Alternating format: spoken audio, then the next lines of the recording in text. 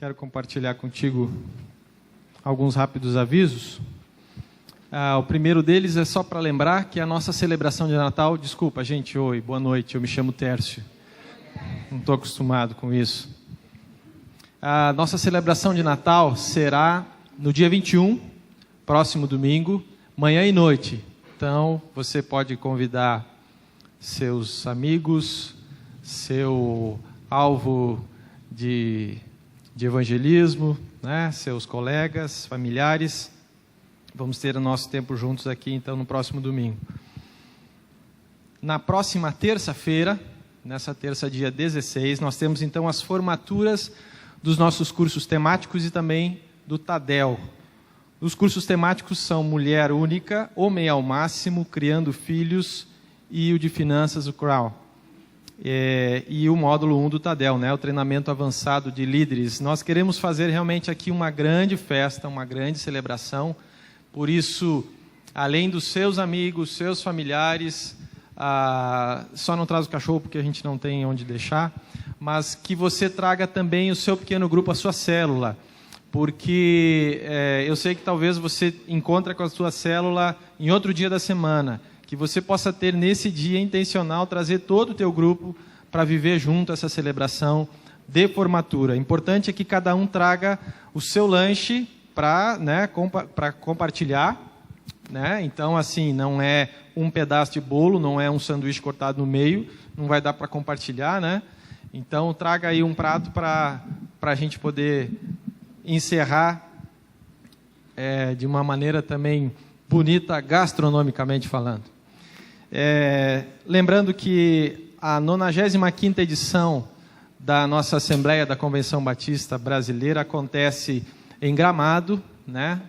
É fevereiro, né? De 4 a 10 de fevereiro.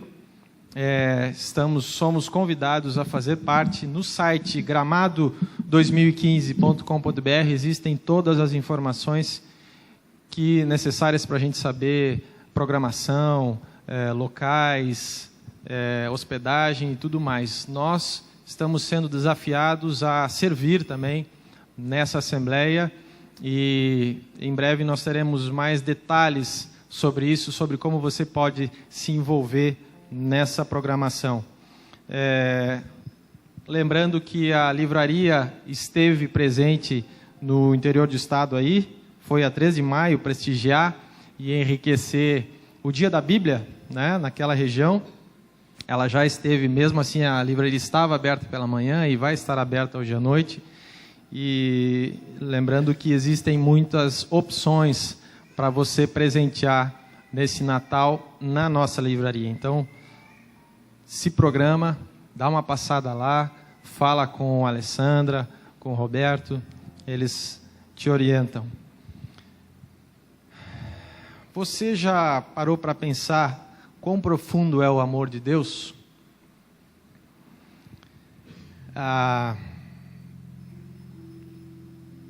Existe uma razão, né? Porque o amor de Deus ele é tão largo, tão comprido, né? Porque ele é profundo, e ele só é profundo por causa de Jesus Cristo. Sem Jesus Cristo falar sobre a profundidade do amor de Deus, seria simplesmente algo abstrato. Sem Jesus Cristo, Deus poderia colocar na tua mão, na minha mão, uma série de livros com vários volumes, em que cada página dissesse: eu te amo profundamente, eu te amo profundamente, eu te amo profundamente. Isso seria apenas um conceito também abstrato. Não estaria falando sobre uma realidade de mudança de vida.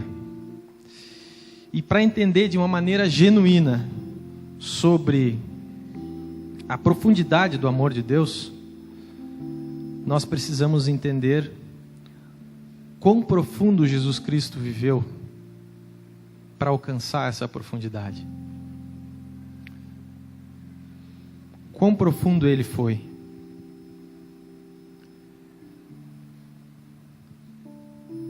ele teve as suas vestes tiradas,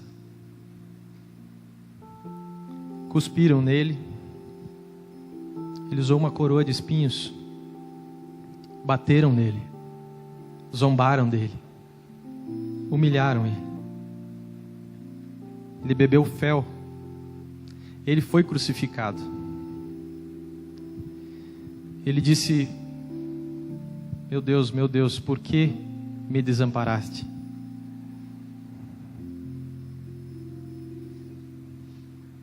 Essa foi a profundidade que Jesus viveu e morreu.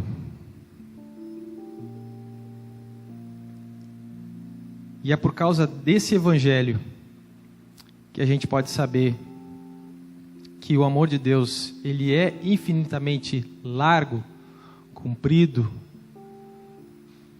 porque ele é infinitamente profundo.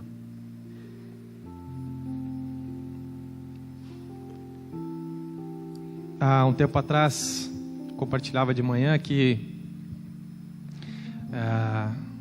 após o episódio do assalto do carro, o nosso filho de 4 anos, ele fez a mesma pergunta várias vezes: pai, por que o bandido levou o nosso carro? E a resposta era quase sempre a mesma: filho, ele não tem Jesus no coração. E nós cremos que eu preciso olhar para qualquer pessoa com a perspectiva, com os olhos de Cristo. Não tem outra maneira de eu entender as ações, as atitudes, as reações, de uma maneira que não seja julgadora, se não for através de Cristo. E a resposta era essa: filho, ele não conhece Jesus, ele não tem Jesus no coração. Então ele faz coisas erradas, faz coisas más. E eu acho que à medida que ele fazia essa pergunta várias e várias vezes, ele foi formulando uma melhor, né? E chegou um dia, nós estávamos no carro, ele estava sentado atrás com a Débora, o Noah, né, para quem conhece. E ele fez de novo a mesma pergunta: pai, por que o bandido levou o nosso carro? 52ª vez: filho, não tem Jesus no coração. E ele já engatilhou aquela pergunta que estava pronta. Ele disse assim: mas pai, Jesus não alcança o mal? E aí eu vi uma voz de um adulto falando, né, dizendo: e agora, pai? Aquele sorriso assim: e aí, pai, como é que fica? E a resposta para ele foi que: filho, sim, Jesus alcança o mal.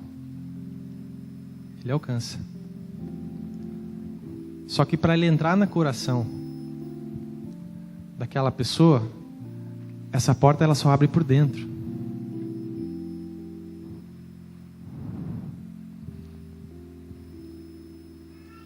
Não sei se você já abriu a porta do seu coração. E mais do que isso, talvez você tenha aberto, mas você ainda está com a chave na mão. Ou, como a gente já ouviu algumas vezes, tem alguns cômodos aí dessa casa que estão fechados. E Deus nos desafia a viver a profundidade do amor dele, no momento em que eu entrego a chave da casa. Que realmente eu abra a porta do meu coração, da minha vida. Eu deixo ele fazer a leitura. Eu deixo ele falar e me mostrar aquilo que ele ainda quer me ajudar. Talvez nesse ano você tenha tido alguns desafios parecidos.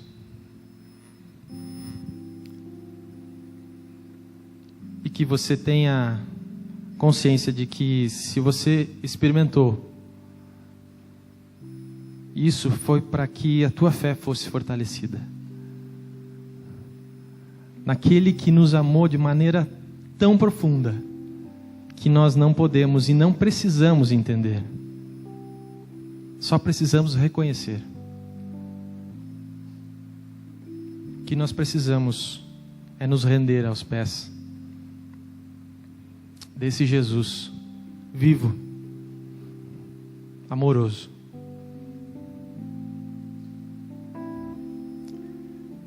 Durante essa canção, enquanto você reflete sobre isso, você pode trazer o seu dízimo, a sua oferta, a sua gratidão a Deus.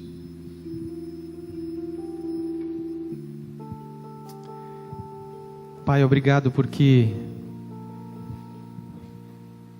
Tu já falou aos nossos corações aqui hoje. Pai, obrigado porque Tu estás aqui. Teu Espírito Santo tem falado, tem revelado. Nos ajuda, Deus, a manter a porta do nosso coração aberta para receber de Ti o Teu ensinamento, Tua verdade, ó Pai. Que sejamos intencionais ao buscar a Tua presença e ao pedir que Tu faça morada nas nossas vidas. E que não somente venhas a morar conosco, ó Pai, mas que sejas Tu a conduzir os nossos pensamentos, as nossas atitudes, as nossas escolhas. Obrigado porque Tu tem nos cuidado, Tu tem nos suprido, tem nos sustentado. E ainda que não merecedores, ó Pai, da Tua presença, da Tua companhia, a Tua graça e misericórdia tem nos alcançado todos os dias. Obrigado, Jesus. Amém. Volta, semana passada, eu e Martinha tivemos uma oportunidade de estar com nossa família num casamento familiar. Todos os irmãos da Marta já casaram. E durante esses 18 anos que eu e Martinha estamos, 17 anos, estamos casados. Poucas vezes, somente o casamento dos irmãos nós pudemos participar. Dessa vez nós fomos para um casamento com a família de um primo mais chegado. Todos os irmãos da Marta estavam lá, são 4 irmãos, Martinha e mais 3. Foi um tempo muito precioso lá em Presidente Prudente, interior de São Paulo, a cidade natal da Martinha, né? Minha esposa. E aí meu sogro e minha sogra não perdem a oportunidade. Você pode imaginar, estava lá todos os filhos, filhas, genros, noras, netos. Então, era dia 4, dia 5, dia 6, não lembro bem ali, final de semana, mas saiu até jantar de Natal. Pode imaginar? Até jantar de Natal, já com enfeites, com música natalina. Claro, reunir os filhos, netos, noras, a gente tem que fazer isso, né? Foi bem especial para a gente. Mas estava com saudade, bom estar aqui, bom ver vocês, muita gente já saindo de férias. Tenho recebido só alguns contatos, ligações, as pessoas saindo, viajando. Que bom que podem, que bom que vão poder pausar, que bom que você está aqui também, não é? E talvez não vai poder pausar agora, mas certamente Deus está vendo e conhece seu coração, sua necessidade, e Ele está cuidando de nós. Amém, gente? Amém? Quer na saúde, quer na necessidade. As promessas do Senhor, elas são diferentes de um marido e de uma mulher, viu? Ele cumpre. Amém, gente? Amém? É bom demais. Eu estou vendo aqui uma querida vizinha nossa. Foram nossos síndicos amados quando a gente morou lá no condomínio Reserva do Parque. Que bom ver você aqui. Quantas vezes a gente pôde falar e ter você para nós aqui é um privilégio. Legal. Como Deus faz os caminhos, né? Tua sobrinha, amiga da Janaína, que é membro da igreja. Como é que é bacana demais. Martinho vai ficar muito feliz de saber que você está aqui. Gente, a gente está muito feliz. Eu queria só anunciar algo. Isso aqui é aromatizador de ambiente, tá bom, gente? É muito legal. Isso aqui é uma coisa bacana para você. Tem lá na nossa livraria uma irmã nossa que produziu. Parte do valor disso aqui está indo para projetos sociais nossos. Já passou pelo crivo feminino, que deu aquela sentida, o negócio é bom. Tá? Deixa eu dizer que tem uma coisa muito bacana. Isso aqui é feito com produtos da Terra Santa. Não é Universal do Reino de Deus. Deixa eu voltar. Lá de Jerusalém, tá? Mas não é santo, não tem unção, não tem nada aqui. Mas realmente são produtos lá da terra de Israel, de Jerusalém, mas que fique claro que não tem misticismo, não tem unção, não está benzido, tem nada disso. É só um aromatizador muito gostoso, mas realmente feito com produtos de lá. Então, queria encorajar você a comprar, adquirir para si mesmo, quem sabe abençoar e presentear agora no Natal, lá na nossa livraria. Você passa lá, descendo a escada à esquerda, e você pode adquirir. Vamos estudar hoje Efésios, capítulo 2, versículos de 1 a 6. Convido você a abrir a sua Bíblia lá, nesse texto. Vou pedir licença para ir bebendo a minha aguinha, especialmente porque minha voz realmente está por um triz aqui, por um fio. Queria dar boa noite, saudar os nossos internautas aí, aqueles que estão conectados, que Deus possa visitar aí você, ao seu coração também, através dessa palavra hoje. Nós vamos estudar em Efésios, capítulo 2, versículos de 1 a 6. É um trecho muito profundo, teologicamente, muito importante na nossa jornada com Deus. E eu gostaria muito que essa noite fosse uma noite para você que está aqui, quer seja um discípulo de Jesus ou não, que você pudesse realmente ver uma experiência de compreender os mundos e as realidades espirituais e decidir por viver uma delas. O tema da nossa mensagem hoje é baseado nesse texto que vamos ler. Eu queria ler o texto e depois lançar o tema para que você pudesse primeiro compreender as realidades aqui presentes. Antes de lermos o texto, a esses 6 versículos do capítulo 2 de Efésios, eu queria dar para você o contexto, a realidade. O apóstolo Paulo, quando saiu para suas viagens missionárias, um dos lugares onde ele foi anunciar Cristo, onde ele foi semear o Evangelho, a boa notícia de Jesus, onde ele foi pregar o Evangelho, foi na cidade de Éfeso, uma cidade portuária, portanto uma cidade envolvida com muita prostituição, muita imoralidade, muita fornicação, uma cidade inserida num contexto também de muita idolatria. A deusa Artemis, ou a deusa Diana, era a deusa mais importante, com um templo onde haviam consagrações, inclusive cultos realmente a essa deusa, sexuais. E, amados, dentro desse contexto da cidade de Éfeso, Paulo é enviado por Deus àquele lugar como missionário, como apóstolo aos gentios. E ali dentro daquele contexto da cidade de Éfeso, Paulo começa a anunciar Cristo Jesus como o Cristo vivo. A propósito, em outubro, se Deus permitir, setembro, se Deus permitir, eu e a Martinha iremos conhecer as 7 igrejas da Ásia, as 7 igrejas do Apocalipse, que está aí. Nós fizemos uma reservinha, não é, assim, em oração, para poder sonhar esse sonho. Estamos planejando realmente de, na primeira quinzena de setembro, conhecer lá. Não sei se Deus vai nos conceder essa graça, esse privilégio, mas é um sonho conhecer essas cidades, esses lugares por onde Paulo passou, por onde Paulo andou, onde Paulo plantou a igreja de Jesus. Essa cidade, para você entender, lá em Éfeso, Paulo ficou 3 anos lá. Lá então nasceu uma igreja. Lá esta igreja foi crescendo forte, foi se tornando uma igreja viva.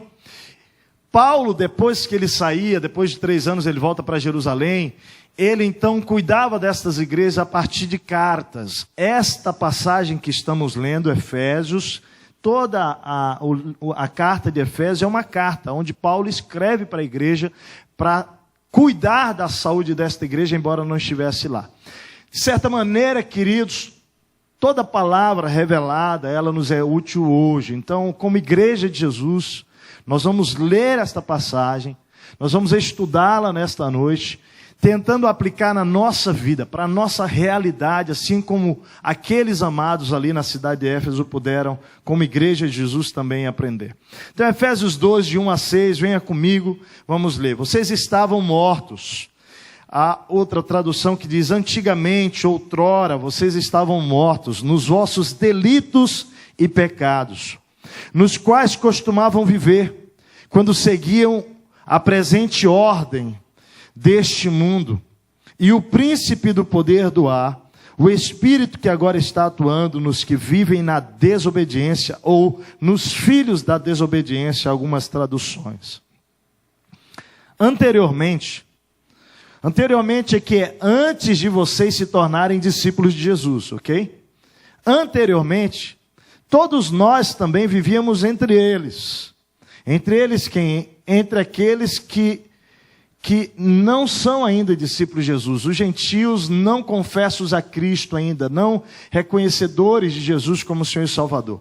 Anteriormente, todos nós também vivíamos entre eles, satisfazendo as vontades da nossa carne e seguindo os seus desejos e pensamentos, como os outros éramos por natureza, os outros se referindo aos gentios, não convertidos a Cristo, né? Porque aqui estavam gentios convertidos a Cristo, essa carta é para eles. Ele diz, como os outros éramos por natureza merecedores da ira. Todavia, olha que lindo, Deus que é rico em misericórdia, pelo grande amor com que nos amou, deu-nos vida com Cristo, quando ainda estávamos mortos em transgressões. Pela graça vocês são salvos. Deus nos ressuscitou com Cristo. E com Cristo nos fez assentar, com Cristo nos fez assentar nos lugares celestiais, em Cristo Jesus, para mostrar nas eras que hão de vir, a incomparável riqueza da sua graça demonstrada em sua bondade para conosco em Cristo Jesus. Pois vocês são salvos pela graça por meio da fé. E isso não vem de vocês, nem a fé é nossa, ela é um dom de Deus. Vocês não serão salvos por obras, para que ninguém se glorie, porque somos criação de Deus, realizada em Cristo Jesus, para fazermos as boas obras. Ou seja, não somos salvos pelas boas obras, mas nós somos criados por Deus, salvos por Deus, pela graça, para realizarmos as boas obras, as quais Deus preparou antes para nós as praticarmos. Vamos orar mais uma vez? Pai, nós nos alegramos por esse momento em que nos reunimos nesse auditório e estamos conectados também com pessoas que estão fora daqui. Nesse momento nós queremos pedir, Deus, que o Teu Espírito, com liberdade, tome nossas mentes, nossos corações. Ó Deus, traz agora nossos corações e mentes cativas ao Senhor.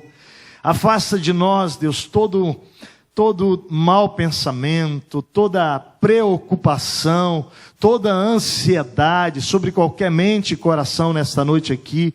Nós pedimos que o Teu Espírito Santo, ó Deus, o Teu Espírito que é santo, Espírito de Deus, venha, ó Deus, reinar, governar sobre cada um aqui, sobre aqueles que estão agora ouvindo esta palavra, em qualquer lugar desta cidade, desse estado, Brasil ou mundo, que o Teu Espírito possa tocar, possa visitar de maneira pessoal, particular, Senhor, cada um aqui, neste lugar e fora daqui, e aqueles que hão de ouvir esta palavra em algum momento, que seja, ó Deus, palavra de libertação, que seja palavra de restauração, de salvação, ó Deus, de transformação, de resolução, de comprometimento contigo. Nós Te louvamos, nós Te agradecemos e agora, Pai, humildemente peço que o Senhor possa falar aos nossos corações. Pai, eu me coloco como vaso limitado, pequeno, impotente, mas que pode ser transbordado por causa do Teu Espírito e da Tua graça. Eu me coloco, ó Deus, para que eu não impeça aquilo que Tu queres fazer e falar nesta noite. Há corações aqui, esperando o recado da Tua parte, Senhor. Que o Senhor possa transmitir livremente isso. E que gere em nós transformações de vida. Mudança, esperança, para o louvor da Tua glória. Em nome de Jesus. Amém. Amém. Amém, amados. Glória a Deus. Essa carta é uma carta teológica. Teológica porque se constrói teologia. Teologia é estudo de Deus, o que Deus quer, o que Deus pensa sobre nós, sobre a sua igreja, sobre o seu propósito para conosco, amados. É uma das cartas onde muitos teólogos se deleitam e tiram ricas lições.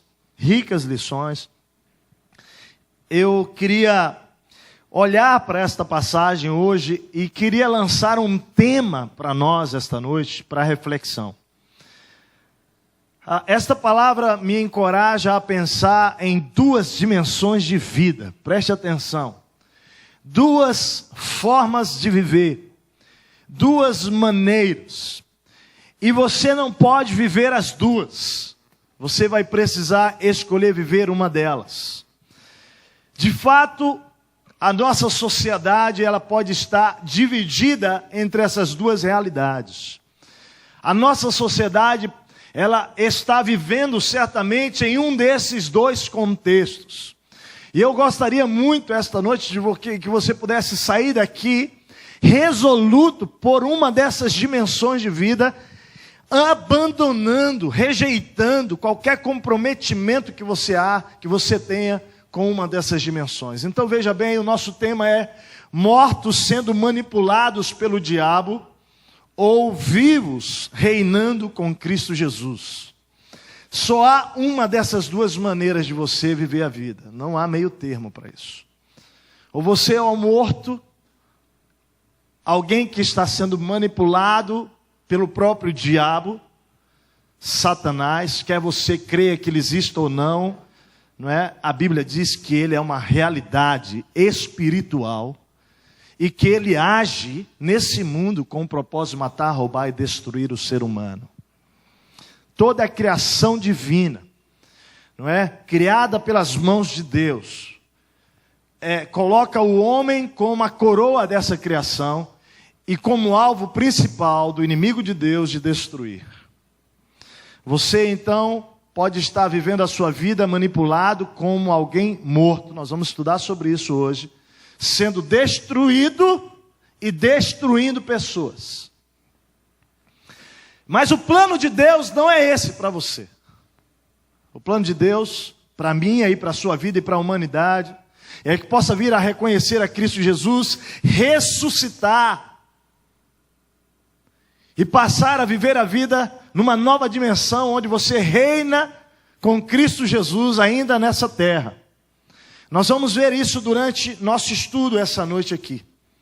Se você estudar o capítulo 1 da carta de Efésios, melhor dizendo, de Paulo aos Efésios, você vai observar que Paulo vai explicar no capítulo 1 que tanto judeus quanto gentios, preste atenção, eles estavam mortos sem Cristo Jesus. É importante entender que tanto os judeus como os gentios, não era só os gentios que não reconheciam a Cristo Jesus, mas os judeus que não reconhecem a Cristo Jesus também estão debaixo dessa morte espiritual. Paulo começa então o capítulo 2 que lemos, fazendo uma analogia dessa realidade espiritual. Preste atenção, ele vai dizer, ele está escrevendo a carta para os irmãos cristãos lá na cidade de Éfeso. Ele vai dizer, ora irmãos, antigamente, ou seja, antes de Cristo Jesus, antes de vocês reconhecerem a Jesus como o Senhor da vida de vocês, vocês estavam mortos nos vossos delitos e nos vossos pecados. Então presta bem atenção aqui. O paralelo que Paulo faz, chamando aqueles cristãos, agora cristãos, salvos em Cristo, como pessoas que antes de Cristo estavam mortas, vai ser o foco da nossa primeira parte nessa mensagem hoje à noite. Você vai entender como isso se dá. Que realidade é essa de morte? Mas ele começa sinalizando que há dois aspectos dessa morte. Olha comigo lá. Capítulo 2, versículo 1 diz assim: vocês estavam mortos em seus delitos e seus o quê? Pecados. Eu queria diferenciar essas duas palavras, delitos e pecados. Delitos é quando você vai além do que está ordenado para você fazer. Quando você erra indo além. Quando você faz o que não devia. Mas quando Paulo fala que vocês estão mortos, que eles estavam mortos nos delitos e pecados, outra palavra pecado, está se referindo a quando você não faz o que deveria fazer. Então aqui Paulo está dizendo que nós pecamos por comissão e por omissão. Por comissão porque nós cometemos pecados e nós também nos omitimos de fazer o que é certo. Então nós podemos aprender com o apóstolo Paulo que nós erramos porque andamos num caminho e esbarramos em algo que não era para esbarrar, mas também, aonde era para nós atingirmos, nós não temos atingido. Então Paulo vai dizer que isso acontece porque nós somos incapazes, nós estamos mortos. Agora presta atenção, porque a palavra morto aqui no capítulo 2, versículo 1, não é uma morte física. Não, Paulo não está falando de morte física, mesmo porque ele disse que antes de Cristo, nós estávamos fazendo a vontade da carne e dos nossos pensamentos, ou seja, nós não poderíamos estar vivendo os desejos da carne se nós estivéssemos mortos fisicamente, certo? Então Paulo está falando aqui de uma morte que é espiritual. Um homem sem Cristo Jesus, ele está morto espiritualmente. Ele tem corpo, alma e espírito, que é a formação do ser humano. Mas o Espírito de Deus ainda não veio habitar o espírito desse homem, portanto, ele está morto espiritualmente. A parte espiritual do ser humano só recebe vida quando a vida de Cristo vem habitar nela. Então, Paulo está dizendo isso. Agora, por outro lado, Paulo não diz, e é muito interessante, que esse homem que está morto, ele não possa fazer o bem. Ao contrário, é claro que pode. Você vai conhecer pessoas moralmente corretas, pessoas sérias, pessoas sinceras, que fazem o bem.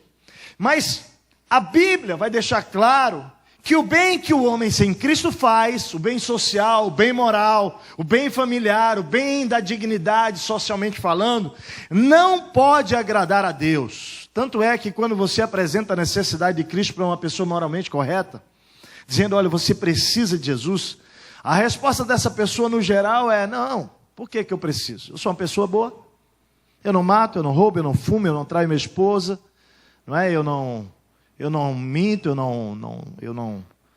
eu sou uma boa pessoa, por que eu preciso de Jesus? Na verdade, ela acha que ela não está morta nos seus delitos e pecados, porque muitas vezes ela faz até, ou melhor, ela não faz o que Deus proibiu, mas é importante entender que nós também devemos fazer o que Deus nos mandou fazer, e quando não fazemos, isso é pecado.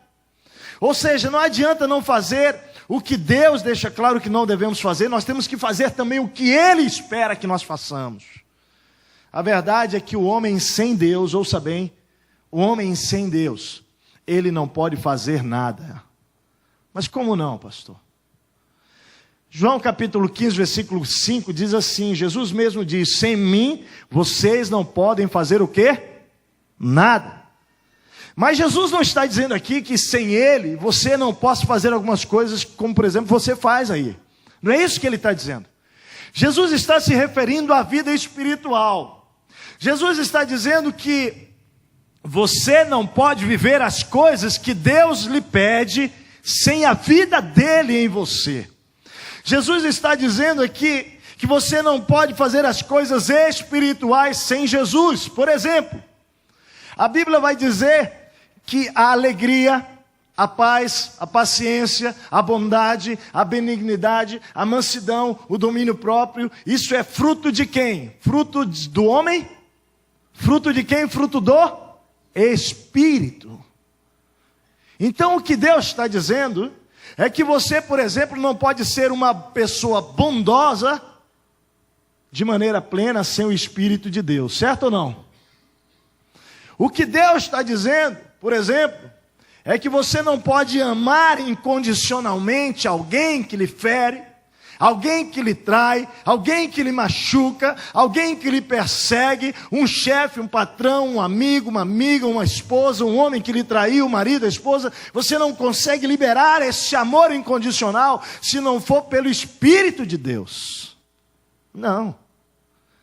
Jesus está falando isso. Você não consegue amar, você não consegue ser bondoso, você não consegue ser alegre de dentro para fora, porque a alegria é fruto do Espírito. Você não consegue ter domínio, controle sobre o sexo, sobre a droga, sobre algo que lhe causa dano, porque você só tem domínio próprio pelo Espírito de Deus. O ensino é que Jesus está falando, meu amado, você não pode fazer nada na sua vida que eu lhe peço, algo espiritual, que revela a minha glória nesse mundo, sem o meu Espírito, sem mim.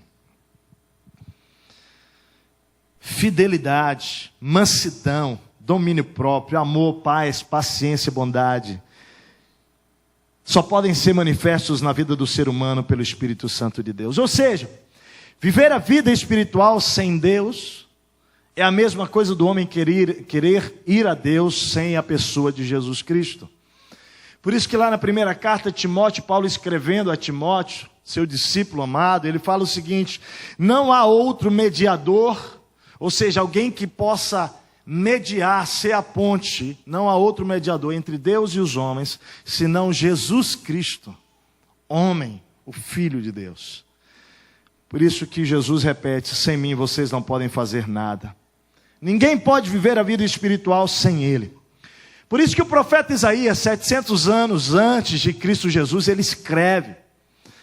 E ele explica isso de uma maneira sensacional.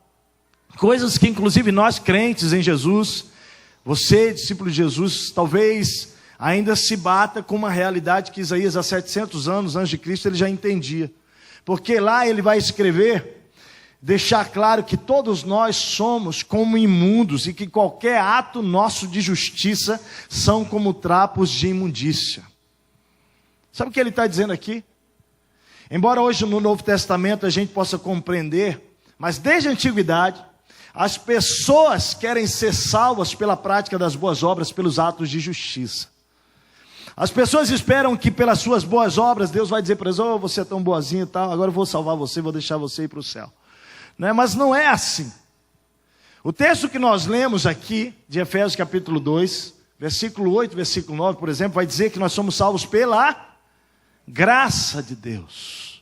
É um ato de Deus para conosco, nós não merecemos, não é pelas nossas obras. Ele diz assim: você não é salvo pelas obras para que você não se orgulhe, para que você não se ensoberbeça, para que você não ache que o mérito da salvação é sua, é seu, melhor dizendo.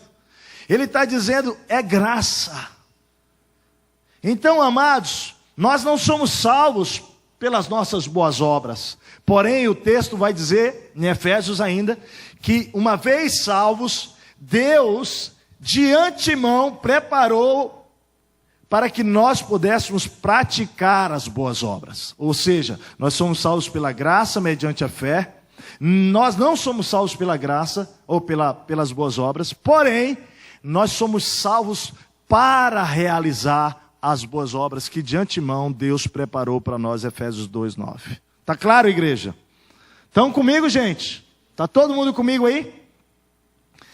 Ou seja, diante de Deus não existe alguém justo, nenhum sequer.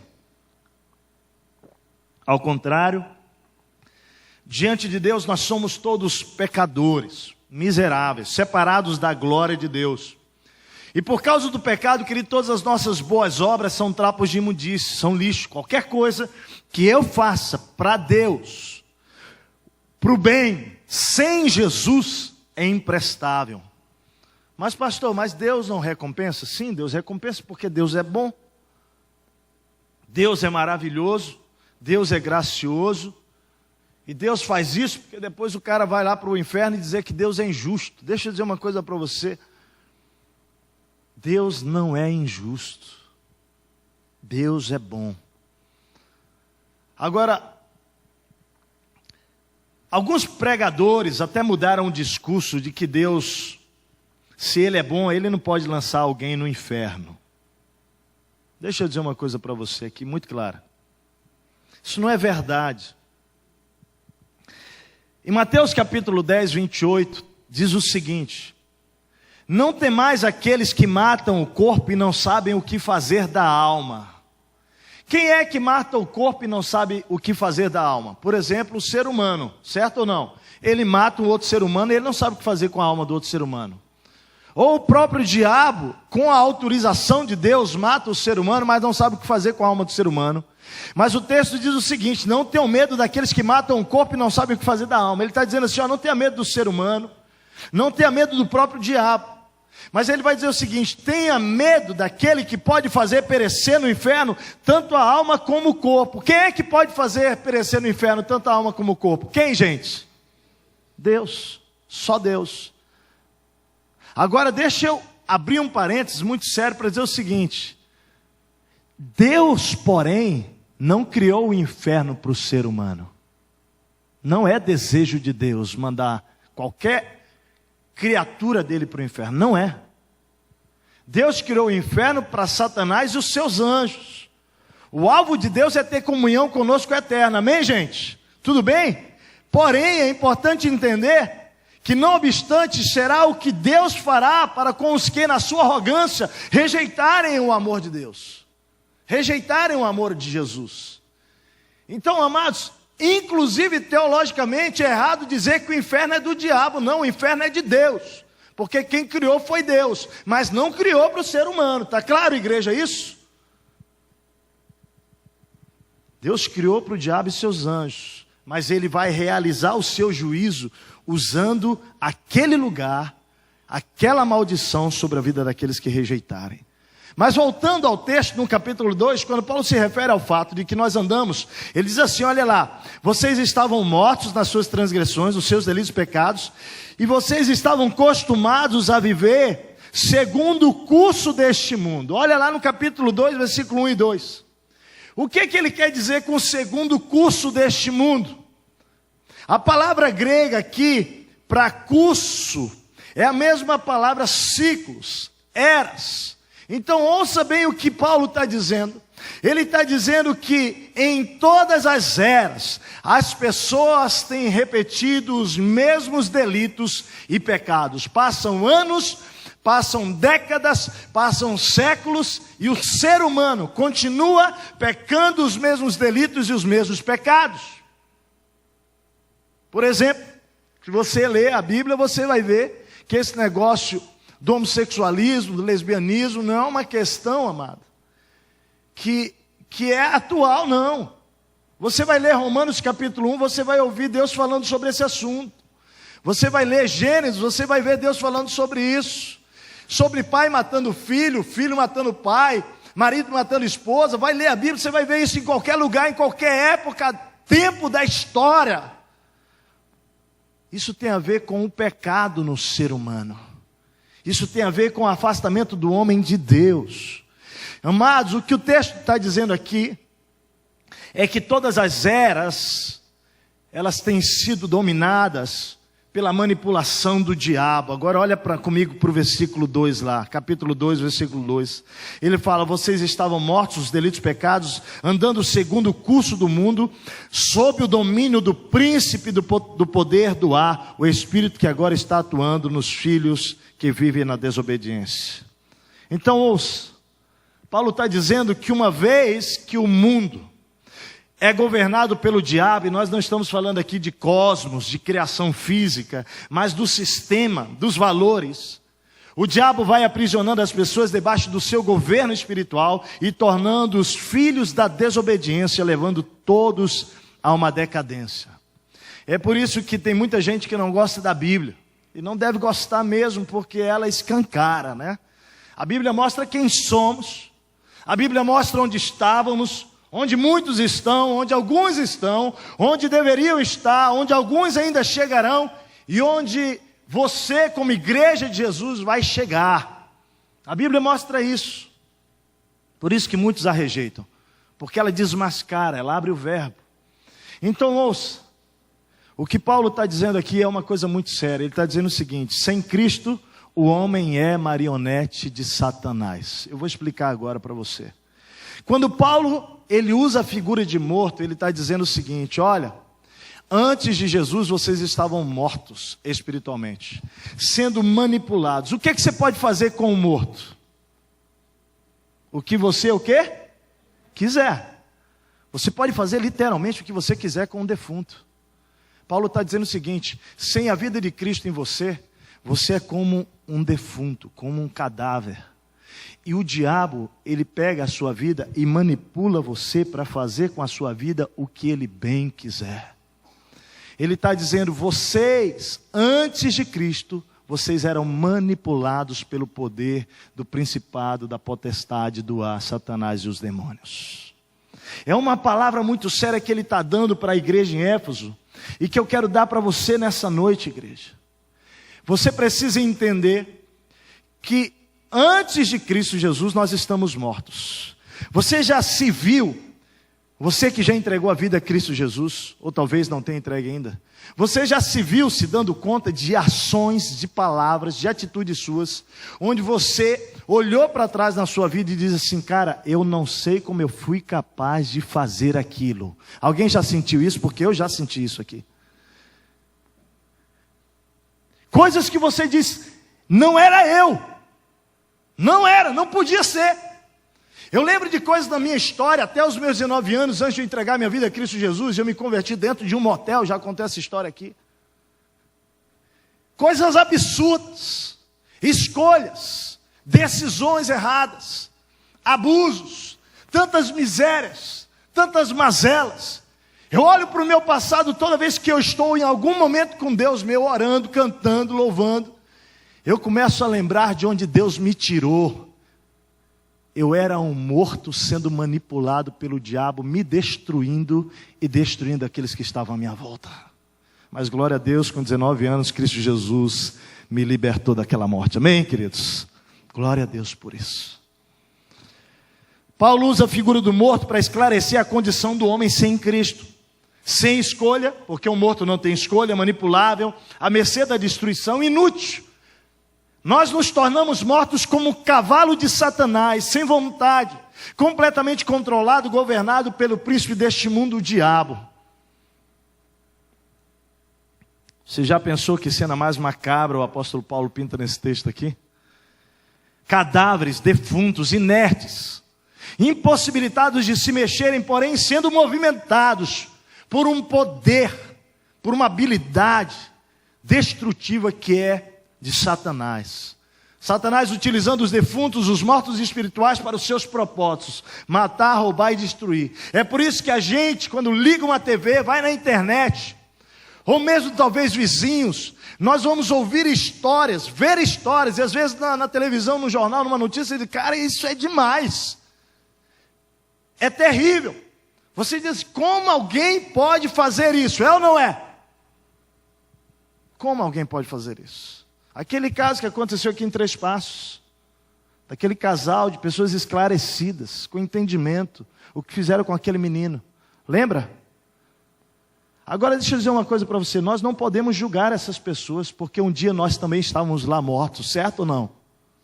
Sabe o que nós estamos fazendo? Nós estamos indo lá no presídio, pastor Ranulfo já foi com a Gema lá no presídio visitando aquela mulher desse caso lá de Três Passos, para dizer para ela que em Cristo Jesus ela pode receber uma nova vida. Porque ninguém faz isso em sã consciência, certo ou não? A definição de Paulo é como um morto sendo manipulado para fazer a vontade do diabo: matar, roubar e destruir. Não cabe a nós julgarmos, cabe a nós avaliarmos a nossa própria vida. Fantoches, verdadeiros bonecos na mão do diabo. É isso que Paulo está dizendo sobre o ser humano sem Cristo. E ele faz assim, querido.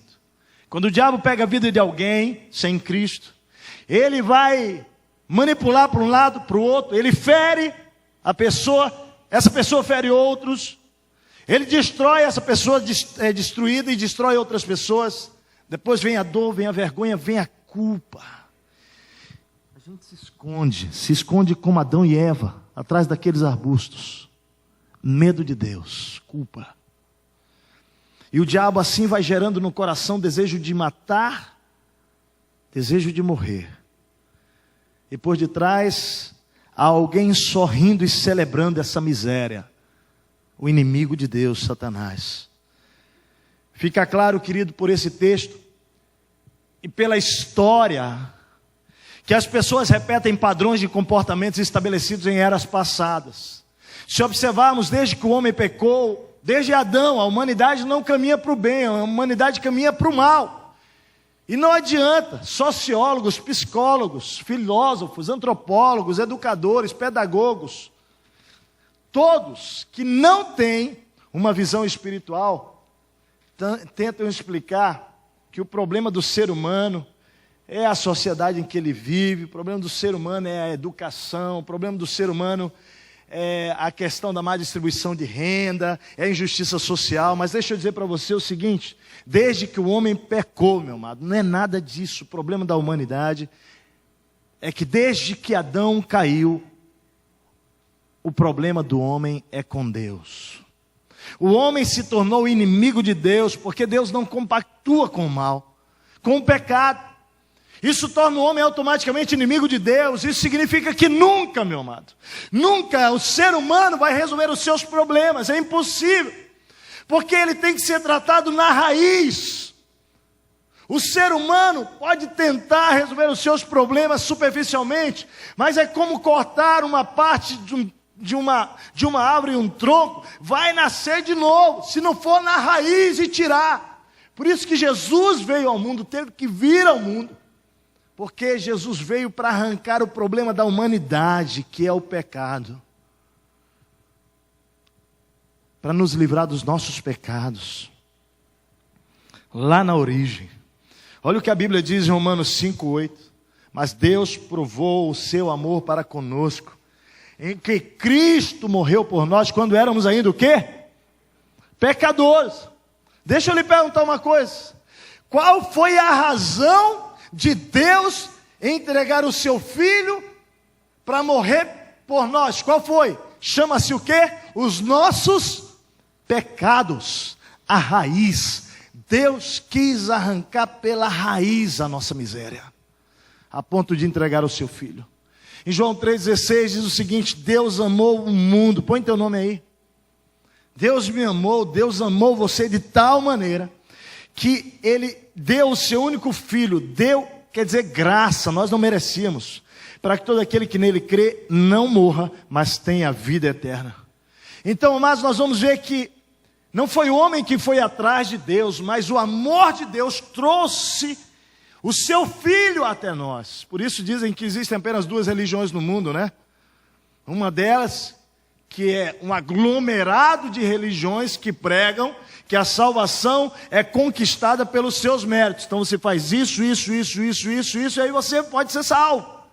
Tem N religiões que pregam isso, mas tem uma única religião que anuncia que você não conquista a salvação, mas você recebe a salvação pela fé, pela graça, mediante a fé. Isso só Deus fez na pessoa de Cristo Jesus, querido. Então, amados, o apóstolo Paulo está dizendo que o curso desse mundo, no original, o curso quer dizer o ciclo, a repetição, é que as pessoas vêm vivendo sempre afastadas de Deus. E se olharmos para o Antigo Testamento, nós vamos ver claramente isso. Logo depois do pecado de Adão, o que aconteceu com os filhos de Adão e Eva? Caim mata Abel. Um pouco depois a terra vai se enchendo de iniquidade, os homens se pervertendo completamente, e Deus tem que chegar ao ponto de decidir destruir tudo pelo dilúvio e recomeçar. A terra vai indo de mal a pior. Depois do dilúvio vem a geração de Noé, que se multiplica. Um homem chamado Nimrod constrói a Torre de Babel. Deus dá uma ordem, a ordem é para que o povo se espalhe e povoe toda a terra. Mas Nimrod, por causa da corrupção do seu coração e ambição pelo poder, ele diz: não vamos ficar todos reunidos aqui em torno da torre, nós vamos ficar aqui juntinhos, indo contra a ordem de Deus. A Bíblia diz que Nimrod se tornou um grande construtor.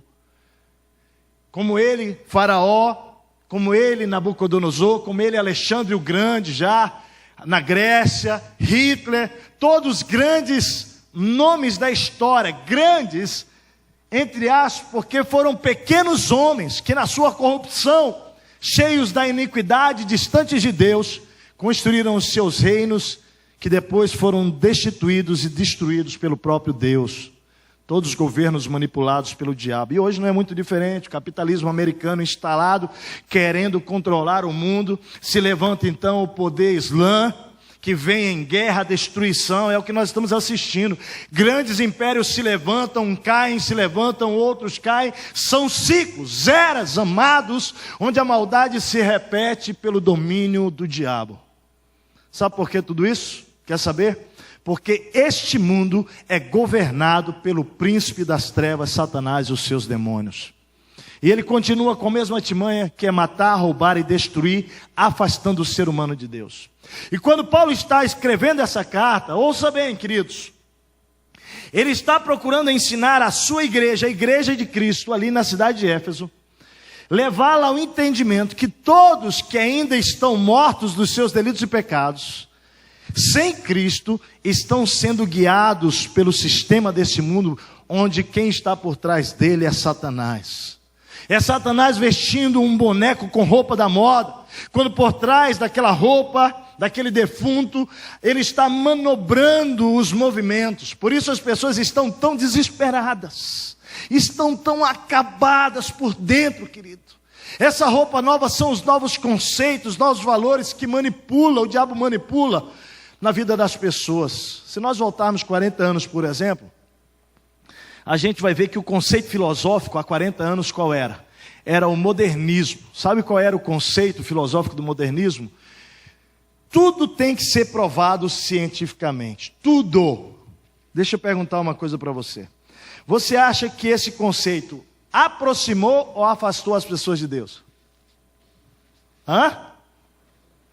Afastou. Por que afastou? Porque Deus não se prova, não pode ser provado cientificamente, é impossível. Simplesmente porque Deus está fora, acima da ciência, não está abaixo da ciência, e a ciência só pode comprovar aquilo que está sob o seu controle, certo ou não? E Deus não está sob o controle da ciência.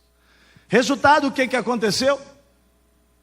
Muitos cristãos, há 40 anos, quando eram questionados, então me prova sobre Deus, entrava numa crise e abandonava a fé, porque não podia provar.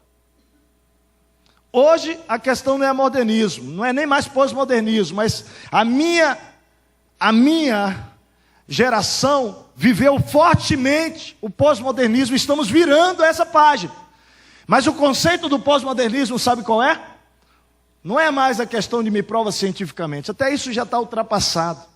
A questão hoje ela é outra. O conceito do pós-modernismo é o relativismo, é o pluralismo. Por exemplo, cada um tem a sua verdade. Você sente bem aí com a sua verdade, acredita nela, então beleza, fica com ela. Mas eu acredito assim, entendeu? E aí eu fico bem com a minha verdade. Então eu fico bem com a minha, você fica bem com a sua e a gente fica amigo. Tá legal assim? Não vamos discutir, a gente se entende. É mais ou menos isso. Se te faz bem esse negócio de igreja aí, ó, de Bíblia, de oração, essa coisa aí esse negócio aí, beleza, fica numa boa, eu não tenho nada contra você, mas olha, eu estou bem assim, eu não preciso disso, tudo bem para ti? Vamos nos entender? E mais, lá na ponta, lá a gente vai se encontrar, porque todos os caminhos levam a Deus, é ou não é? Essa é a verdade que está aí na sociedade, embora não seja. A Bíblia diz que só há um caminho que liga o homem até Deus, que é a pessoa de Jesus. Não é religião, é uma pessoa. Mas a sociedade está dizendo aí, não, todos os caminhos levam a Deus, cara. E não é. Isso chama pluralismo, relativismo. Esse é o contexto da nossa realidade. É assim que o diabo trabalha, ciclos, eras, tempos em que ele coloca novas roupagens, novos moldios, novas maquiagens dos padrões de relacionamentos na filosofia, nos conceitos, e assim ele vai destruindo a humanidade. Quem está por trás de tudo isso é ele tentando matar e destruir a sua casa, a sua família, a sua vida. E as pessoas, queridos, vítimas de tudo isso, entram nisso sem nem saber onde, porque a Bíblia diz que elas estão perdidas como ovelhas sem pastor, desorientadas.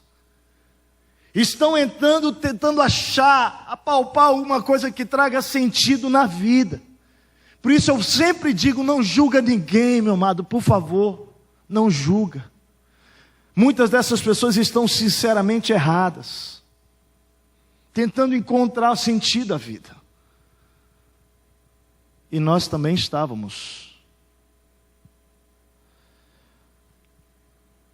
Quando a gente olha para nossas mídias televisivas, meu Deus do céu, eu vou dizer assim para vocês, cada dia que passa, eu assisto menos TV. E eu quero dizer assim, isso não é nenhuma orientação para você, não. No sentido de que a gente proíbe isso, aquilo, porque eu não acredito em proibição. Honestamente, eu acho que ninguém é transformado dessa maneira, se não for por um convencimento de Deus. Mas eu tenho sido convencido, cada vez mais por Deus, que a televisão, os meios de comunicação, aquilo que elas estão jogando na sala da nossa casa é lixo. E deixa eu abrir os seus olhos, e agora é um abrir de olhos mesmo. O que a Globo joga de lixo pelas novelas, como estabelecimento de um padrão para a nossa sociedade, é terrível. Eu queria recomendar a você a não dar, a não gastar tempo, não deixar entrar na sua casa porcos. Quando você liga a TV em programas como esse, programas como Big Brother, como outros, deixa eu dizer para você, sabe qual é a cena que eu tenho na mente? Na minha mente, como se eu abrisse a minha casa para porcos entrar e fazer o que quiser dentro da minha casa. A Bíblia chama os demônios de espíritos imundos na Bíblia. É como se fossem demônios que eu estou botando para dentro da minha casa, para detonar a mente dos meus filhos, das minhas filhas, da minha esposa, a minha esposa, que eu não vou deixar que o diabo semeie coisas no coração dela. E nem na minha cabeça, como homem que sou o líder dessa casa, para trazer a bênção de Deus sobre ela. Eu estou só lhe dizendo como eu lido com a minha vida. Isso não significa que eu vá ser livre de cair, não. Honestamente, porque eu sou um ser humano. Mas eu tenho procurado tirar da minha vida aquelas coisas que semeiam desgraça para minha casa e para o meu lar e para minha família. Consegue entender?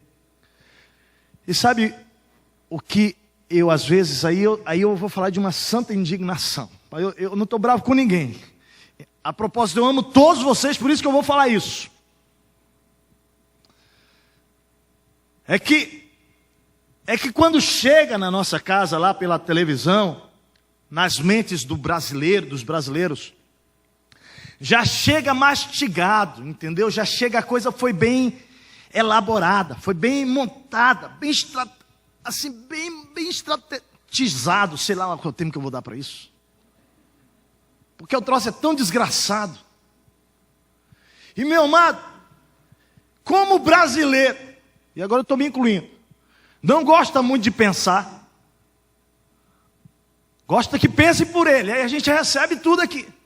A gente abre a boquinha e vai recebendo, e a nossa mente, massa cinzenta, não tem questionado, não tem avaliado. E eu quero te encorajar a dizer não, cara. Diz não para aquele caixote lá em nome de Jesus.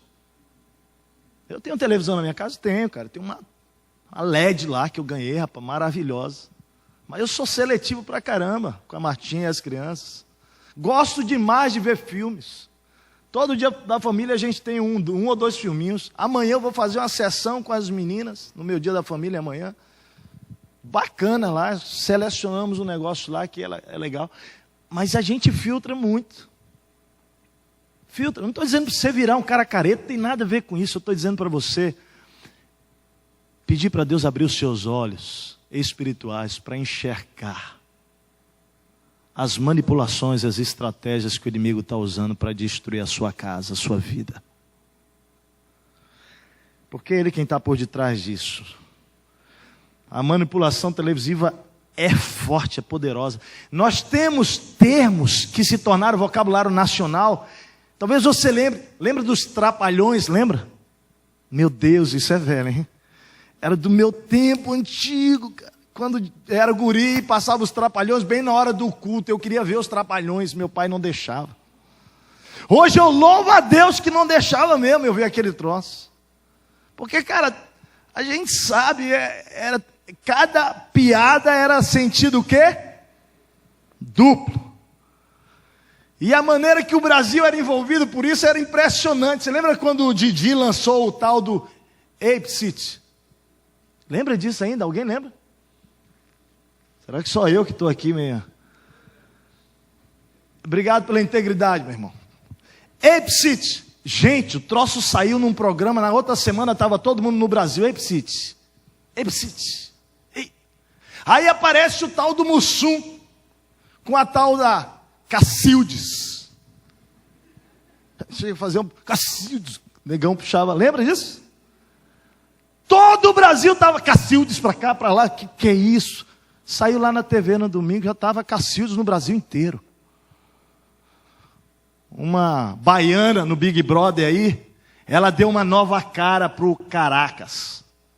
Caracas! Aí toda, tinha que fazer caras e bocas. Um dia Martinha ouviu alguém falando, pô, por que é isso aí? Não, tu não viu ainda, Martinha? O que? No Big Brother, a baiana lá, ela fala, Caracas! A Martinha, meu Deus do céu, está amarrado esse Caracas para lá. Mas a gente vai incorporando, cada semana é um termo novo. Cada dia que passa é uma nova roupagem, é um novo jargão, um palavreado diferente. E as pessoas vão se atualizando. Porém, meu amado, hoje as coisas estão muito mais rápidas. As pessoas mais ligadas, antenadas, internet, é tudo, é não sei o que, é Facebook, é isso. Meu Deus do céu. É demais. E as nossas crianças, elas são rápidas, velozes, esponjinhas. Olha o alerta, presta atenção no alerta que vem da parte do Senhor Jesus para nós. João 14:30 diz o seguinte, Jesus falando, vamos embora, porque está chegando o príncipe deste mundo, e ele nada tem em mim.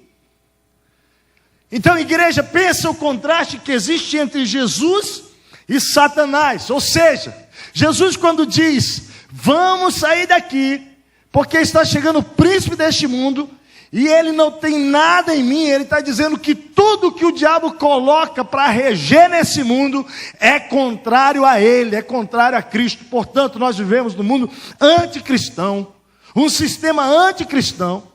Agora não pense que o diabo vai estabelecer o sistema dele, querido, com chifres e com um garfo, não é assim, terrorista, não. Ele vai fazer sutilmente. Ele vai te fazer te oferecendo prazeres, como ele foi a Jesus no deserto e ofereceu reinos do mundo. Ele vai te fazer ofertas. Ele vai te fazer propostas indecentes. Ele vai tentar seduzir você com uma cara bonita, linda. É como o cafajeste que se apresenta para uma menina como gentil, o compreensivo, atencioso. Mas depois que ele consegue levar a menina para a cama e tira a virgindade dela, ele joga ela no lixo, descarta, humilha, joga fora, despreza. É assim que o diabo faz, querido. A propósito, esse tipo de atitude é uma repetição do DNA daquele que manipula para matar, roubar e destruir, que é o diabo. O príncipe deste mundo. Ele trabalha dessa maneira, ele manipula assim. Por isso que se abrirmos os nossos olhos, nós vamos ver que as pessoas estão sem vida, sendo movidas, sendo arrastadas para a destruição. Agora olha como Paulo chama esse manipulador. Ele chama de príncipe do poder do ar. Ele está dizendo que esse diabo aí, Satanás, ele tem poder mesmo para fazer isso. Mas eu tenho uma boa notícia para você essa noite aqui. A propósito, o mais importante você precisa gravar, vem agora. Olha comigo, querido. Porque quando esse texto diz que ele é um príncipe do poder do ar, da potestade do ar, Ele está dizendo que ele é príncipe das trevas, Satanás, e ele governa um exército de poderes que chama potestades. São poderes inferiores ao príncipe, ou seja, são os anjos caídos, são os demônios. Então Satanás, ele tem um exército de anjos caídos. Apocalipse capítulo 12 vai mostrar isso lá, quando foram expulsos do céu 1/3 dos anjos. Esses anjos não perderam o poder, mas eles agora estão sob o domínio não mais de Deus, mas agora do diabo. E eles trabalham para Satanás. E agora ele está dizendo o seguinte: eles estão reinando, governando sobre o sistema do mundo, enfiando coisas na cabeça do povo. Mas, amado, existe alguém que está acima dele. Amém, queridos? Acima dele. Eu convido você a olhar para o capítulo 1 comigo. Olha lá para o capítulo 1. Versículos 20 e versículo 22. Ele diz assim, mas eu vou ler o 18 e 19. Ele está falando para os irmãos lá na cidade de Éfeso. Oro também para que os olhos do coração de vocês sejam iluminados, a fim de que vocês conheçam a esperança para a qual Ele Deus os chamou, as riquezas da gloriosa herança dele nos santos, e a incomparável grandeza do seu poder para conosco os que cremos, conforme a atuação da sua poderosa força. Então ele está dizendo, meus irmãos, eu oro para que vocês percebam no mundo espiritual o poder do Deus, Criador de todas as coisas, que pela sua gloriosa riqueza nos chamou, nos trouxe para sermos herdeiros dele, e nós estamos conhecendo o incomparável poder dele, nós que cremos, e a atuação poderosa da força dele. Agora olha o 20, o que ele diz? Esse poder de Deus, esse poder, ele exerceu em Cristo, sobre Cristo, para com Cristo. Quando? Ressuscitando Cristo dos mortos, e fazendo, depois de Cristo ressuscitar, assentar-se à direita do Pai. Agora olha o texto lá, nas regiões celestiais. Onde é que o diabo é príncipe? Nas regiões celestiais. Poder do principado e potestade, nas regiões celestiais. Agora ele está dizendo que Deus, quando exerceu poder para com Cristo, ele pegou Cristo, ressuscitou dos mortos e colocou Cristo agora à direita dele, nas regiões celestiais. Tudo bem, queridos? Aí eu pergunto para você, será que o poder de Jesus é suficiente para destronar Satanás? Sim ou não? Para destronar esse príncipe? Olha o que a Bíblia diz. Eu quero que você veja o que a Bíblia diz. Olha o que ele faz, versículo 20 e 21. Esse poder ele exerceu em Cristo, ressuscitando os mortos e fazendo-os assentar-se à sua direita, nas regiões celestiais, muito acima. Olha aí, meu amado, muito acima de todo poder, muito acima de todo governo, muito acima de toda autoridade, muito acima de todo domínio, de todo nome que se possa mencionar, não apenas nesta era, mas também na que há de vir. Deus colocou todas as coisas debaixo do seu pé, dos seus pés, e o designou cabeça de todas as coisas para a igreja, que é o seu corpo. Amém, igreja? Então agora você vai aprender a coisa mais linda do mundo. Mais linda do mundo. O diabo, ele é destronado quando nós entregamos a nossa vida àquele que reina e governa sobre tudo e sobre todos, chamado Jesus Cristo. Isso aqui é demais para mim. Mas não para aí, a boa notícia não é só essa. Eu comecei dizendo para você que ou você está no grupo daqueles que estão mortos, manipulados pelo diabo, ou você está no grupo daqueles que estão vivos, reinando com Cristo, amém? Então vamos ver o que Deus fez. Olha que coisa mais linda e poderosa. Volta para o capítulo 2. Vocês estavam mortos, vamos lá. Antigamente, em suas transgressões, delitos e pecados, estou no versículo 1, vou ler agora até o 6 para você entender. Nos quais costumavam viver quando seguiam a ordem deste mundo, e o príncipe do poder do ar, o espírito que agora está atuando nos que vivem na desobediência. Anteriormente, todos nós também vivíamos entre eles, satisfazendo as vontades da nossa carne, segundo os seus desejos e pensamentos. Como outros, éramos por natureza merecedores da ira. Ou seja, Deus está dizendo para aqueles irmãos em Éfeso que antes de eles entregarem a vida a Cristo Jesus, eles estavam o quê? mortos. Está claro isso? Espiritualmente. Mas agora, olha o que diz lá o versículo 4. Todavia Deus, que é rico em misericórdia, pelo seu grande amor, com que nos amou, oh Deus poderoso, amoroso, maravilhoso, igreja. Mas Deus, que é grande em amor, versículo 5, deu-nos vida com Cristo Jesus, quando ainda estávamos mortos em nossos pecados. Ele diz, pela graça vocês são salvos. Então Deus está dizendo o quê? Que em Cristo Jesus, e por causa de Cristo Jesus, da nossa fé em Cristo Jesus, Ele nos deu agora o quê? O quê, gente? Vocês estão tímidos aí? Vamos lá, deu o quê? Vida! E essa vida veio quando Ele nos tirou das trevas para a luz e nos ressuscitou espiritualmente. Ou seja, quando é que acontece a ressurreição espiritual na sua vida? Quando você confessa que você é pecador, reconhece que você está desgraçado, andando no domínio de qualquer outra coisa menos Jesus, se arrepende dos seus pecados e convida Jesus para ser o seu Senhor e seu Salvador. Quando você coloca a sua fé em Jesus, a Bíblia diz que então você é ressuscitado dessa condição espiritual e agora você recebe a vida. Amém, queridos? Agora deixa eu dizer uma coisa, perguntar para você. Quem está vivo pode escolher? Sim ou não? Quem está vivo pensa, sim ou não? Quem está vivo pode decidir, sim ou não? Quem está vivo pode dizer não para aquilo que não presta, sim ou não? Nós estamos vivos por causa de Cristo Jesus, e o diabo não tem poder mais para detonar a sua história. Ah, pastor, mas onde é que está isso? Eu quero terminar mostrando então o ápice dessa bênção que você recebeu, quando você entregou a vida a Cristo. Olha lá, versículo 5, ele diz: mas Deus, pelo seu grande amor, deu-nos vida com Cristo, quando ainda estávamos mortos. Deus, versículo 6, nos ressuscitou com Cristo, e com Ele nos fez o quê? Assentar nos lugares celestiais em Cristo Jesus. Onde é que Cristo Jesus está? Segundo o texto que nós lemos do capítulo 1, versículo 20 a 22... Ele está à direita do Pai, nas regiões celestiais, reinando e governando sobre todo tipo de poder, autoridade, governo, todo tipo de nome que possa mencionar, certo ou não? Amém? Agora ele está dizendo o seguinte: vocês aí, meus filhos amados, olha para mim aqui agora. Pense Deus falando isso para você. Por causa de Jesus Cristo, porque você colocou a sua fé nele.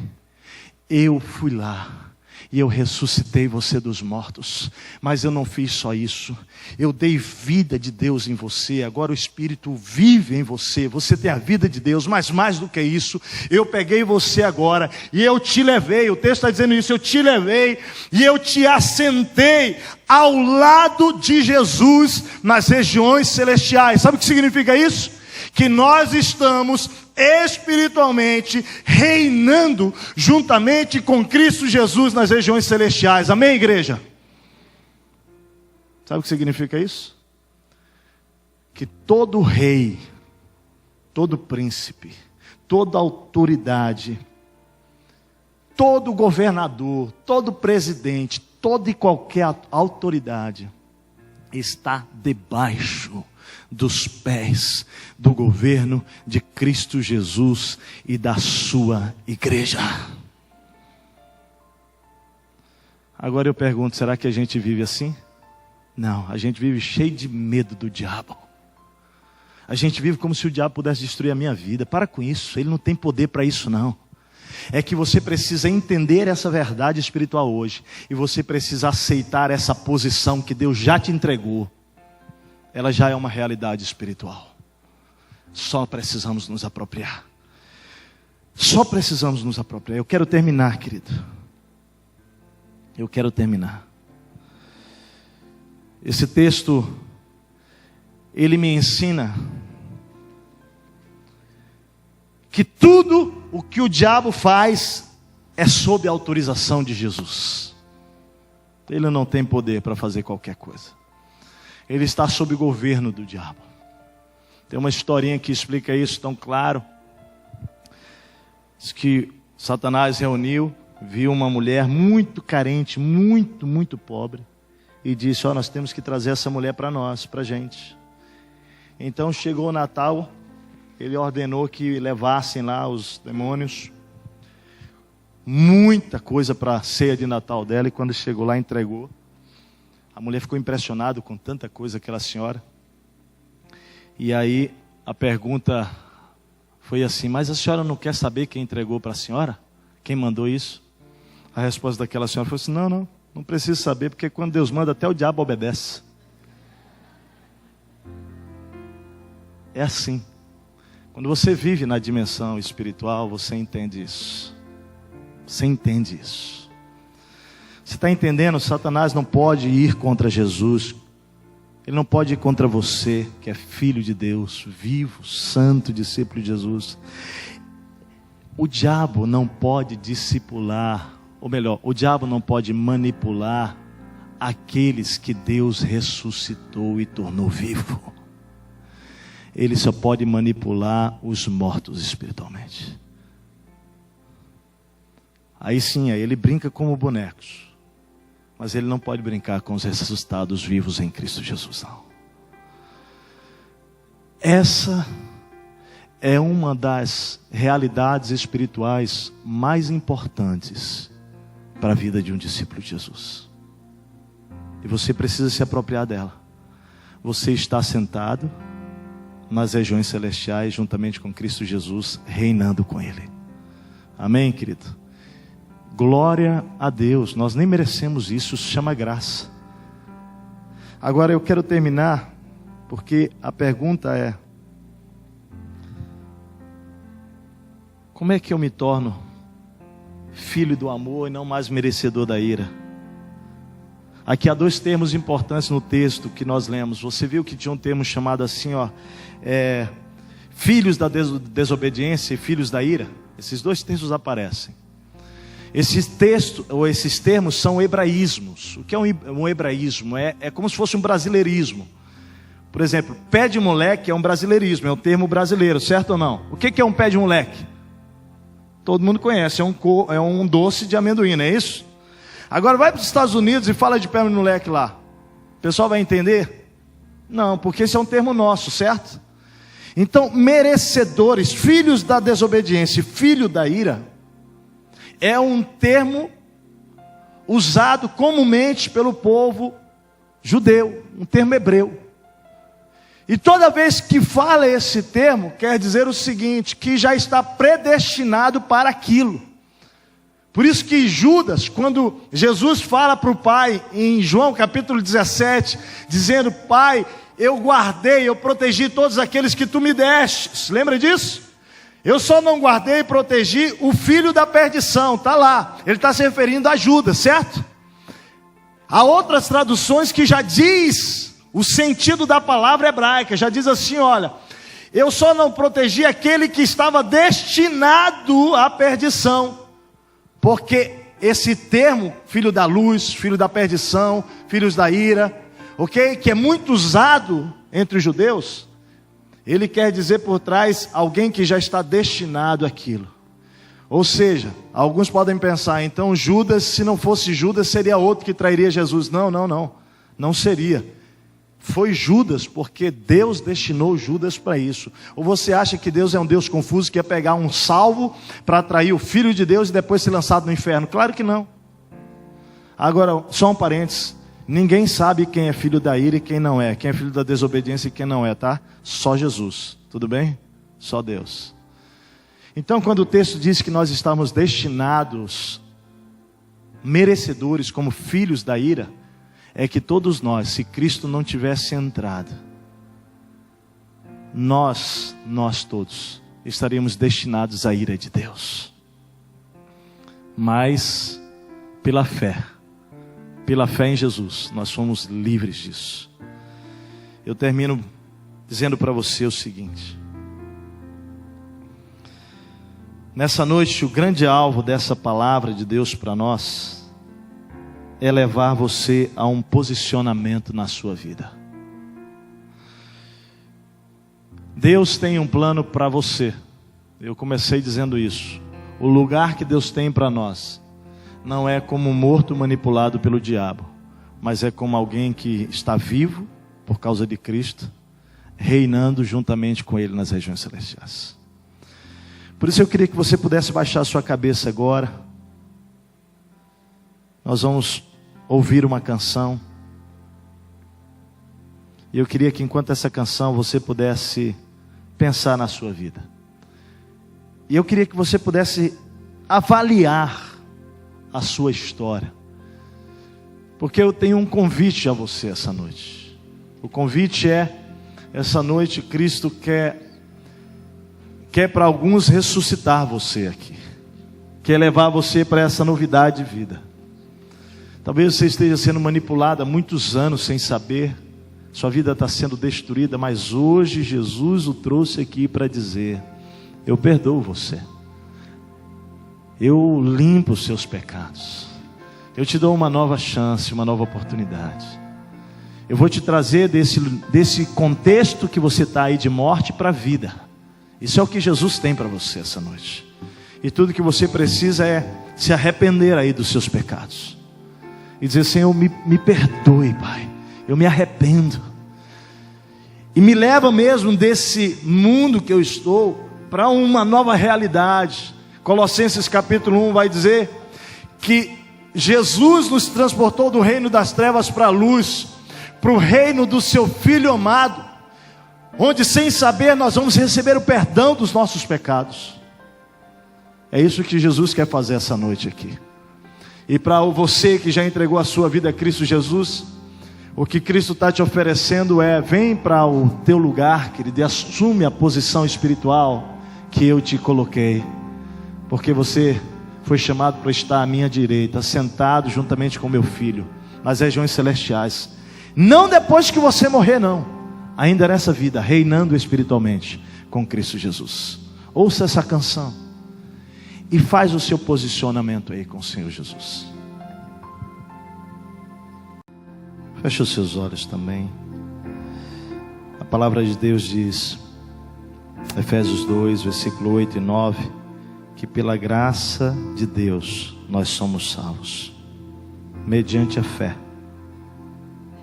Uma fé que não provém de nós, vem de Deus. É Ele quem promove essa fé no seu coração. Ele diz: você não pode ser salvo pelas suas obras, não, mas é pela fé em mim, pela fé em Jesus, o Filho de Deus. Essa noite você pode ser salvo, querido. Colossenses 1,13 diz: pois Ele nos resgatou do domínio das trevas, nos transportou para o reino do seu Filho amado, em quem temos a redenção, a saber, o perdão dos pecados. Lá em 1 João 3, 4 a 8, diz assim: todo aquele que pratica o pecado transgride a lei. De fato, o pecado é transgressão da lei. Vocês sabem que Ele se manifestou para tirar os nossos pecados. O Ele aqui é Jesus, porque nele não há pecado. Todo aquele que nele permanece, ou seja, em Jesus permanece, não permanece mais no pecado. E aqui o permanecer mais no pecado não é que você não vai pecar mais, você não vai continuar vivendo deliberadamente no pecado. Você não conseguirá mais. Todo aquele que está no pecado não viu a Jesus nem o conheceu. Ou seja, todo aquele que está sendo dominado, controlado, manipulado, dirigido, mergulhado no pecado, não viu a Jesus nem o conheceu. Mas amorosamente ele vai e diz: filhinhos, não deixem que ninguém os engane. Aquele que pratica a justiça é justo, assim como ele é justo. Aquele que pratica o pecado é do diabo, porque o diabo vem pecando desde o princípio. Ou seja, aquele que continua pecando sem parar é do diabo. Porque só o diabo faz isso, ele peca desde o princípio. E aí ele termina dizendo: mas olha, para isso o Filho de Deus se manifestou, Jesus, para destruir as obras do diabo. Hoje à noite, eu queria que você que está aqui nesse lugar, nesse auditório, ou mesmo em algum lugar ouvindo essa palavra, pudesse entregar a sua vida a Jesus. Você que foi manipulado até hoje, de maneira ardilosa por Satanás, o inimigo de Deus. Deus o trouxe aqui hoje para libertar você dessa prisão, para te dar a vida que Deus tem para você, uma vida eterna. Eu queria que você pudesse agora, querido, receber essa vida, mediante a fé em Jesus. Basta você se arrepender dos seus pecados e você dizer: Jesus, me perdoa. Eu quero ser livre hoje, eu quero ser transportado desse reino que eu estou para o reino da luz, receber perdão dos pecados, a redenção que só Jesus pode dar. Se você, querido, está aqui nesse lugar, nessa noite, e quer receber esse presente de Deus, esse presente do perdão, de Deus destruir toda a obra do diabo nessa noite na sua vida, e você passar a viver agora com Jesus, filho amado dele, faz um sinal com a sua mão onde você está. Faz um sinal, levanta a sua mão. Amém, glória a Deus. Há mais alguém aqui? Amém, amém, amém, aleluia. Glória a Deus, glória a Deus, glória a Deus. Será que vocês me dão o privilégio de orar com vocês aqui na frente? Você que levantou a mão, vem aqui comigo, eu quero orar com você aqui. Pode vir sem medo, sem vergonha, sem nada. Vem, por favor, vem, amém, isso aí. Vem, querido, vem, glória a Deus. Pode vir. Se você não levantou a mão, mas quer vir, vem, querido. Pode vir aqui à frente. Glória a Deus, Claudinha. Claudinha. Recebe pela fé. Glória a Deus. Glória a Deus.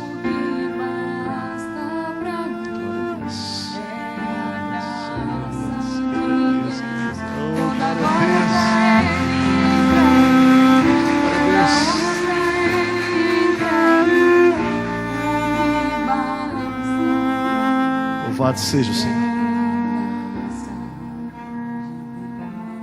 Mas eu quero orar com você, igreja, também. Você que quer assumir a sua posição nesse mundo espiritual, sabe? Você não pode continuar levando surras do diabo, não. Porque você entendeu hoje que ele está debaixo do poder e do domínio de Cristo e de você, que está sentado reinando nas regiões celestiais juntamente com Cristo Jesus. Amém? Se você quer isso, querido, eu quero pedir em nome de Jesus que você se levante, dizendo: Senhor, eu estou aqui me apresentando, eu quero assumir a minha posição, meu posicionamento espiritual nessa dimensão de vida que nós estamos vivendo, querido. Não deixe, não. Você foi colocado por Deus para reinar juntamente com Cristo, não mais um morto. Serginho, eu sei que teu coração está em pé, meu irmão. Recebi, amém. O Senhor recebeu, o que é mais importante. Você também. Glória a Deus. Eu quero orar nesse momento. Queridos, nós recebemos de graça isso. É um presente do Pai, não é? Que bênção de vida que Deus tem para nós. A Bíblia diz que em Cristo Jesus nós somos o quê? Mais do que vencedores. Olha para mim aqui. Há poucos dias o pastor Armando pregou aqui conosco. Só quero lembrar: mais do que vencedores não significa não ter problemas, não significa não passar por tribulações, não passar por lutas. Não. Deus está na montanha, mas Deus vai estar com você também lá no vale.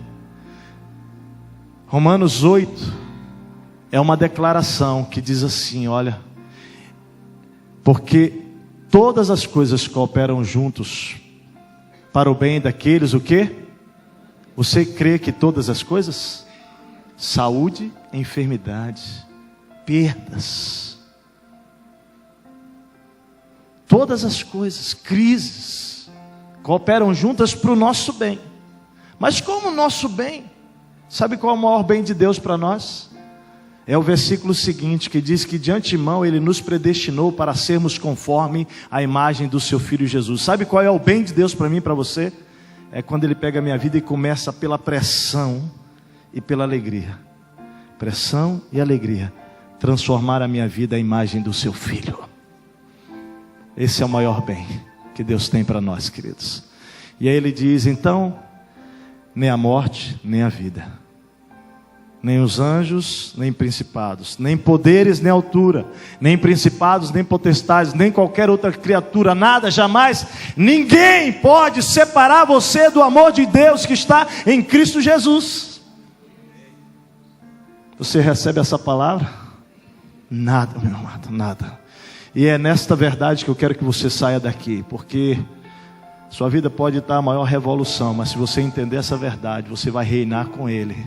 E você vai pisar na cabeça de Satanás. Você vai dizer: a minha vida está em Cristo Jesus. Nada pode me separar disso. Amém? Feche os seus olhos. Louvado e bendito seja o teu nome, Senhor. Esta noite, teu Espírito Santo, ó Deus, nos convencendo do nosso pecado, da justiça e do juízo. O teu Espírito nos levando a uma nova dimensão de vida espiritual, onde não somos e não estamos mais mortos debaixo do jugo, do domínio, do controle de Satanás, não. Mas estamos vivos, fomos ressuscitados por meio de Cristo Jesus. E nós estamos assentados, fomos elevados por Ti, Deus, as regiões celestiais, onde o Teu Filho está reinando e governando sobre todo o governo, autoridade, domínio, poder, sobre qualquer nome que for mencionado nessa terra, nessa era e depois. Nós estamos ali, nessa dimensão, como filhos, amados e merecedores. Graça que está alcançando esses amados irmãos aqui nessa noite, e os transportando das trevas para o reino da luz, reino do Teu Filho amado, para receber a redenção, a saber, o perdão dos seus pecados. Que nessa noite, Senhor, o Senhor possa lavar com o sangue do Teu Filho Jesus, purificar com o sangue do Teu Filho Jesus, santificar, limpar, perdoar, purificar e tornar esses amados em filhos amados do Senhor. Não mais filhos da ira, não mais filhos da desobediência, não mais escravos, mortos, mas vivos, porque hoje estão sendo ressuscitados por Cristo Jesus, para receber a vida. Pai, eu oro por eles agora, que Tu seles a vida deles, o seu coração, com a presença permanente, contínua, viva do Teu Espírito sobre eles. Que agora em Cristo Jesus eles reinem contigo. Eu oro por esta igreja amada, linda, querida igreja. Oh, amados de Deus, amados de Deus, amados de Deus. A vida que Deus tem para nós é vida abundante. É vida abundante. Ele nos tirou da miséria, da desgraça, por amor, pela graça. Você não precisa viver apanhando do diabo mais. Se assente, amado, no mundo espiritual, na posição que Deus te colocou, ao lado do Filho, para governar e pisar sobre todo principado e potestade. Na autoridade que o Senhor te confere, meu amado, repreende na tua vida toda a obra do diabo e diz: Senhor Jesus, governa sobre a minha vida, e eu quero reinar contigo sobre essa terra, para amar, para servir, para fazer o que Jesus fez enquanto aqui esteve. Deus, toma a nossa vida. Sem Ti não podemos fazer nada. Você pode dizer isso? Sem Ti não podemos fazer nada. Jesus, mais uma vez, Jesus, sem Ti não podemos fazer nada. Você que está conectado aí na internet, recebe esta promessa, esta palavra, e viva nessa dimensão para o louvor da glória de Deus, em nome de Jesus. Amém, amém, amém.